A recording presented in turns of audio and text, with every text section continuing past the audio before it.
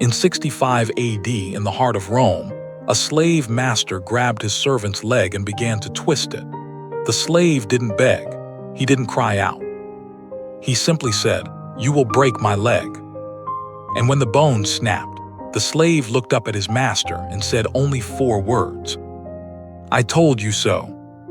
That slave's name was Epictetus. He would go on to become one of the greatest philosophers in human history. His teachings would one day reach Marcus Aurelius himself, the most powerful ruler on earth. Now stop and think about what just happened. A slave-owned property with no rights, no power, no future was tortured by his master. And his response wasn't fear. It wasn't rage. It was calm, almost amused. How is that possible? How does a man broken in body, owned by another, find that kind of peace? That's what we'll discover today, because what Epictetus knew, you can know too.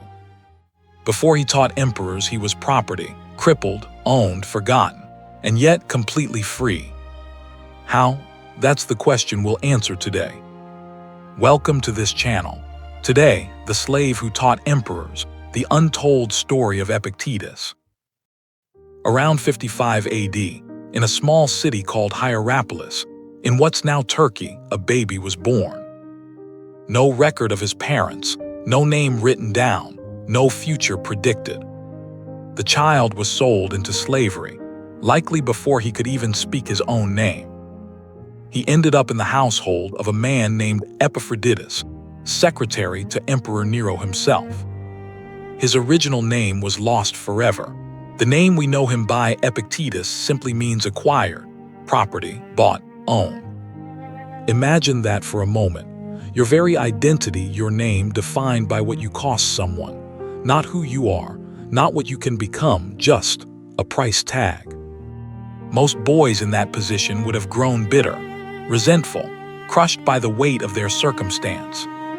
But Epictetus had something inside him his master could chain his body to, but never his mind.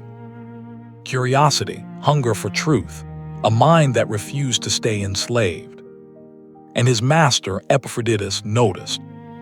What he did next would change history. Because in a world that had given Epictetus nothing, his master gave him the one thing that mattered, access to wisdom. In a stroke of fortune or destiny, Epictetus did something unusual. He allowed his young slave to attend the lectures of Musonius Rufus. Musonius Rufus was one of the most respected Stoic philosophers of his age. To send a slave to learn from him was extraordinary. And there, in those lectures, something happened. A slave boy began to understand a truth that would change everything. Musonius taught one foundational principle. Some things are within our power, others are not. Within our power, our thoughts, our choices, our responses, our judgments. Not within our power, everything else, even our bodies, even whether we live or die. Now let me stop you right here, because this is the moment everything changes. For most of us, we think freedom means doing whatever we want, going wherever we want, having whatever we want.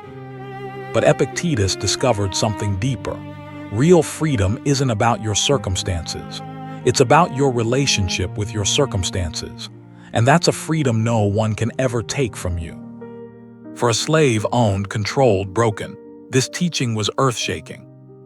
Because if it was true, if his thoughts were his own, if his responses were his own, then his masters could chain his body, but they could not chain him. His real self, his inner self, was always free. Epictetus drank in this wisdom, like a man who had been dying of thirst his entire life.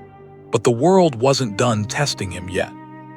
We don't know the exact reason, perhaps a careless act, perhaps simple cruelty.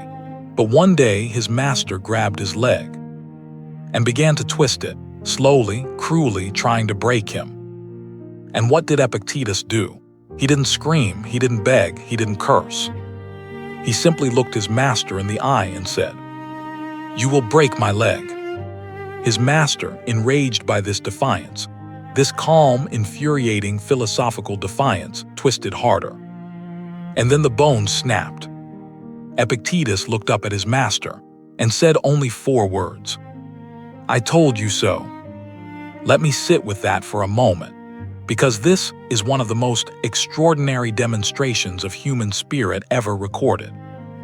Because Epictetus understood something his master never could. Pain happens to the body, suffering happens in the mind, and his mind was always his own. His master could break his leg, but he could never break him. He would walk with a limp for the rest of his life, and it would never define him. Years passed. Emperor Nero died in 68 AD. The empire shifted, and somewhere in those years, by gift, by purchase, or by circumstance, Epictetus was freed. Imagine that moment, decades of slavery behind him, the whole world finally open in front of him. He could have done anything. He could have hidden away, started a quiet life, sought comfort after decades of suffering. But here's where Epictetus shows us who he really was. He didn't seek comfort. He didn't seek revenge. He didn't even seek the easy path. He chose the hardest path of all. He chose to teach. Not in marble halls, not to the nobility, but in the open streets of Rome to anyone willing to listen. His central teaching was the same one that had saved his soul in slavery. Some things are up to us, some are not. And his most famous line, "Men are disturbed not by things, but by the views they take of them." In other words, it's not what happens to you that matters, it's how you respond. His teachings became so popular that emperors took notice. In 90 AD, Emperor Domitian, paranoid and tyrannical, banished all philosophers from Rome, including Epictetus. He left Rome and settled in Nicopolis, Greece. And there, he opened a school. Students traveled from across the empire to learn from him. One student, Arrian, would record his lectures into the book we know today as the Discourses. Epictetus died around 135 AD, still teaching, still limping, still free. He left behind no gold, no estates, no statues, just words that would echo across centuries. Decades later, a young Roman noble received a precious gift from his teacher, a copy of Epictetus's lectures. That young noble would grow up to become Marcus Aurelius, Emperor of Rome. And in his private journal, Meditations, Marcus would write his thanks to the teacher who introduced him to the slave philosopher's wisdom. Now think about this for a moment. The most powerful man in the world, emperor of an empire of 60 million people, found wisdom worth thanking from a former slave with a broken leg. Epictetus had been right all along. The mind is the greatest equalizer. The free man and the slave can both possess it, or neither. Wisdom doesn't care about your title, your wealth, your circumstances. Wisdom only cares about your willingness to seek it. And that's the first miracle of Epictetus's story. From slave to teacher of emperors, from property to philosopher, from broken body to unbreakable mind. But the second miracle is this: what he discovered, you can discover too. So what does the life of Epictetus mean for us, for you today? First lesson, you are not your circumstances. Whatever you've been through, the abuse, the poverty, the betrayal, the brokenness, that is not your identity. That is your context. Your identity is what you choose to do, to think, to become from this moment forward. Second lesson, focus on what is within your control. Stop wasting energy on what isn't. Other people's opinions of you, not in your control, the economy, not in your control, the traffic, the weather, the past, not in your control. But how you respond, how you think, what you choose to do next, those are yours, they have always been yours. I want to be honest with you here. This sounds simple, but it's the hardest thing in the world to actually practice. We spend most of our lives trying to control what we cannot and ignoring what we can. Epictetus would tell us that habit is the source of nearly all human suffering, and breaking it, that is the beginning of freedom. And third, perhaps the most important, pain is not suffering. Pain is what happens to the body. Suffering is what happens in the mind. They are not the same. Epictetus's leg was broken. Pain, real pain. But he didn't suffer the way his master expected because his mind was sovereign. You may be in pain right now. Real pain, loss, grief, betrayal, failure, health struggles, a broken relationship, a dream that died. Epictetus would tell you that pain is real. Don't dismiss it. But the suffering you feel, the meaning you make of it, that is yours to shape. You can be in pain and still be at peace. You can suffer and still be free. You can be broken in body and unbreakable in mind.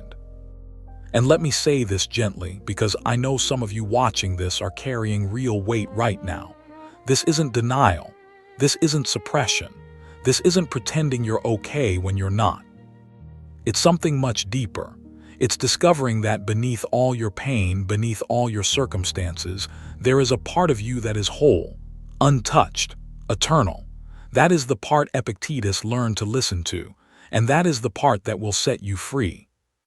This is the deepest freedom there is. 2,000 years ago, in a Roman household, a slave master twisted his servant's leg trying to break him.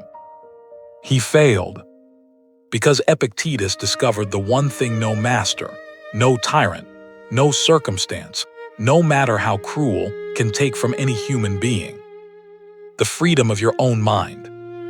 If a crippled slave 2,000 years ago could find freedom in his mind, what excuse do we have? What chains are we letting our circumstances put around us right now that we could break today? My friend, listen to me carefully. The world will try to break you. People will try to break you. Your own circumstances may seem designed to break you, but they cannot, not unless you let them. Your mind is yours. Always walk that freedom. Walk it like Epictetus did.